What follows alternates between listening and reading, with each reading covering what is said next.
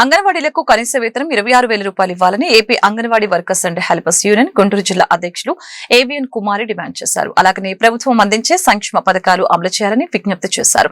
తమ సమస్యల్ని పరిష్కరించాలని కోరుతూ సోమవారం గుంటూరు జిల్లా కలెక్టరేట్ ఎదుట AP anganwadi workers and helpers union dharna కార్యక్రమం చేపట్టింది.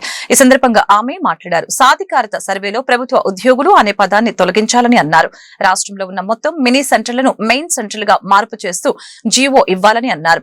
ఎఫ్ఆర్ఎస్ యాప్ ను రద్దు చేయాలని అన్నారు. కార్యక్రమంలో యూనియన్ గౌరవ అధ్యక్షులు జి రమణ, ప్రధాన కార్యదర్శి పి దీప్తి, మనోజ, కోశాధికారి కె పద్మ తదితరులు పాల్గొన్నారు.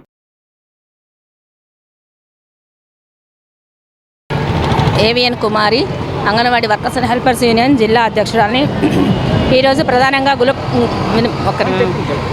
కలెక్టర్ గారికి మెమరాండం ఇవ్వడం వచ్చాము. ఎందుకంటే అంగన్వాడీలు ప్రభుత్వ ఉద్యోగులు మీకు సంక్షేమ పథకాలు అమలు కావు అనేది గవర్నమెంట్ నిర్ణయించి సంక్షేమ పథకాలు అమలు చేయట్లేదు. ఇది ఎక్కడ న్యాయం అని అడగడం కోసం మేము ఈరోజు కలెక్టర్ గారిని కలవడానికి వచ్చాము.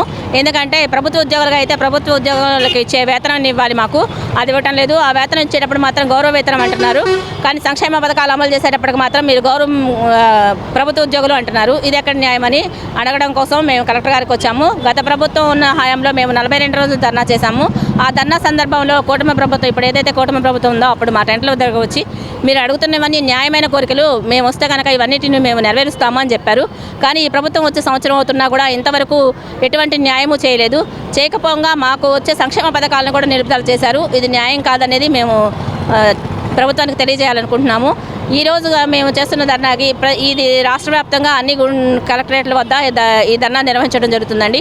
ఈరోజు ఇచ్చిన మెమరాండం కాపీకి ఏమైనా స్పందన ఉంటే కనుక పర్వాలేదు, లేదంటే మా ధర్నాలను తీవ్రతరం చేసే ఇదిలో ఉన్నామండి మేము. ఎందుకంటే మమ్మల్ని గుర్తిస్తే ప్రభుత్వ ఉద్యోగులకు గుర్తించండి, లేదా గౌరవ వేతనం ఇచ్చి సంక్షేమ పథకాలు అమలు చేయండి అనేది మా ప్రధాన డిమాండ్.